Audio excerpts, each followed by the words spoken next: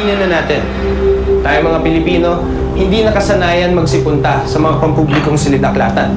Kung tutuusin, ang karamihan sa atin ay isang silid-aklatan lang ang napasok at yun pa yung matatagpuan sa ating paaralan. Pero meron daw isang library na bagamat hindi masyadong matao, labas-pasok naman daw ang mga espiritu. Officer Ryan Eigenman, buksan ang mga mata. Talasan ng pandinig. Palawakin ang isip. Ang mundo ay napabalot ng misteryo.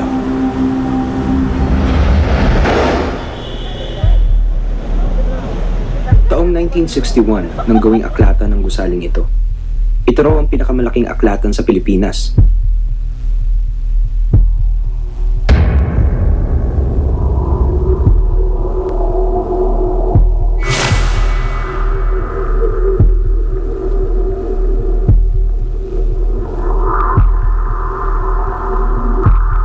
Pagkakaalam ko itong building na to dati, ano na to siya, condemned na to sana. No, kasi marami na rin siya mga damage. No? We have the budget, we maximize the budget para kahit papaano, it appears to be a library. Actually, the building is not really designed for a library. The building exists and we just fit into the building. Sa kasalukuyan, meron silang mahigit 1.6 milyon na libro.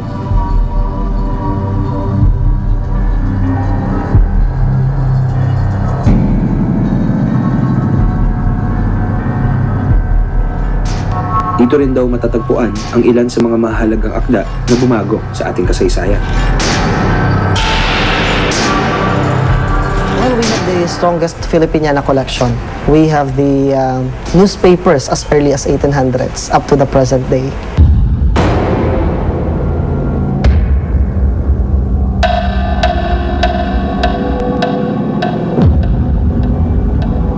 Pero bukod sa koleksyon ng iba't ibang libro at dokumento, may koleksyon din daw ang mga nagtatrabaho rito ng mga kakaiba at nakakapangilabot na kwento.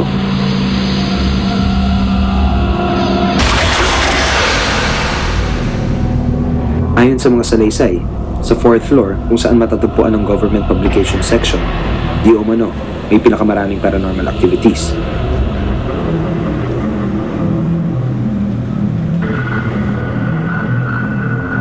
Merong chances na minsan hindi namin makita yung libro. Nahanap namin siya. So may time na babalikan na lang namin siya. Baka minsan na may misplace lang.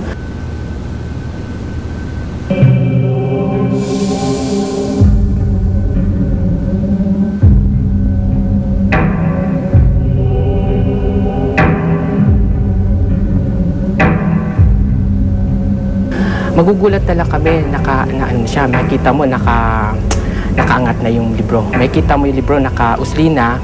So, meaning parang tinuturo na sa'yo kung nasan yung libro mismo, kung saan yung material. May pagkakataon din daw na nag-iiwan ng mga di nakikitang bisita ang kanilang bakas. Pero ang hindi raw malilimutan ni Carmelo ang magpakita ito sa kanya.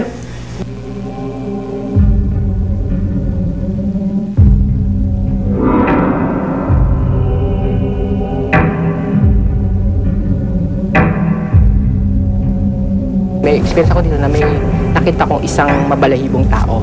Matangkad siya, maitim. Dahil sa mga sunod-sunod na pagpaparamdam, naisip raw niya na magtirik ng kandila sa pag-aakalang titigil ang paggagambala ng mga ito.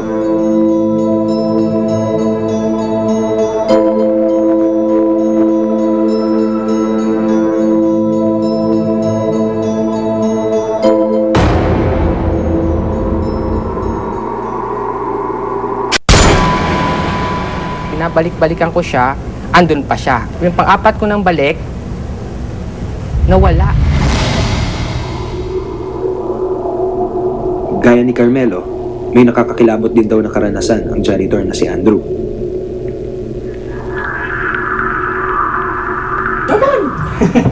Saan kayo punta? Ganda. Ay, talaga lang ah.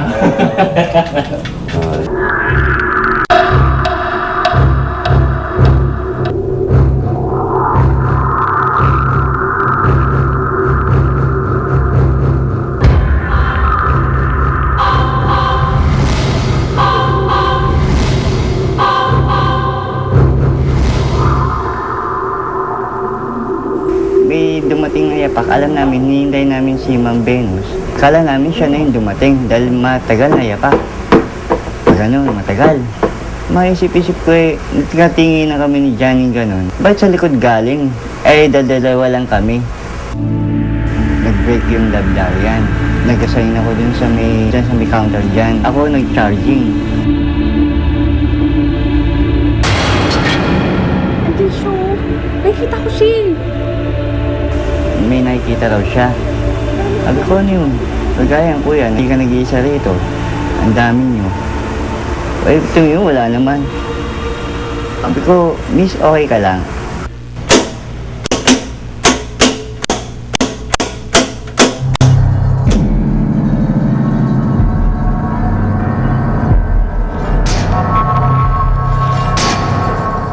Sa isip ko, parang dito na sila naglulunggay. Pagka lalo na, uwian na, hindi ko pa napapatay yung breaker, kinikilabutan na ako eh. Parang nandiyan na sila eh. Bukod sa 4th floor, ang 2nd floor, kung saan naman ang General Reference Book section, di umano, pinagbumultuhan din daw.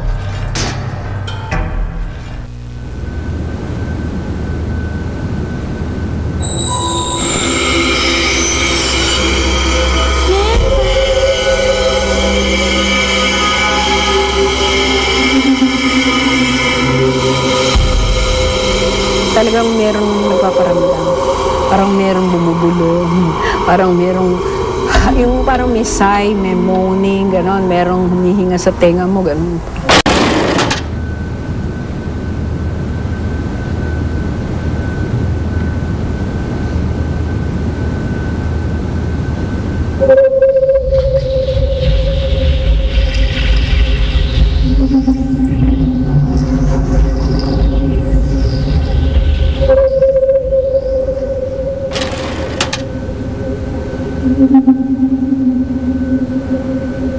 Parang biglang may mga aninong anong ganyan dadaan.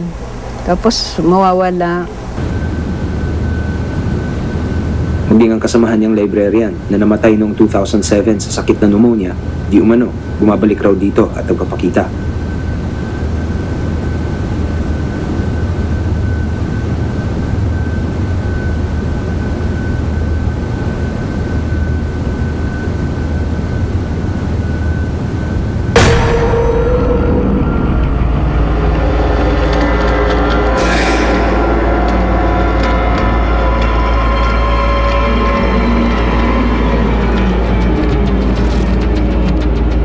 Pero ang pinakanakakapagtaka raw ayon kay Melba, ang mga misteryosong marka sa sahig ng 2nd floor na di umano'y bigla na lang daw lumitaw dito.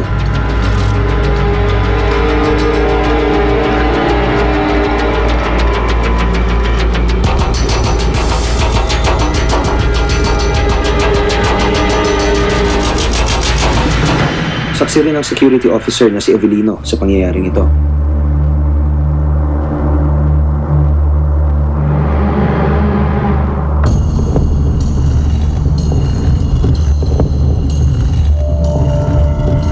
Araw ng linggo noon, may narinig ako mga sunod-sunod na kalabog sa taas. Lunes ng umaga, yung division head nagtanong sa akin kung sino ang nagbukas at naghakot ng mga gamit niya sa loob ng division.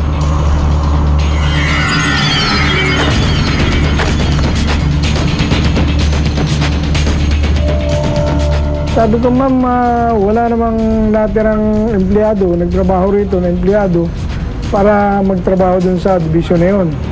At wala rin naman kaming susi para buksan namin yun.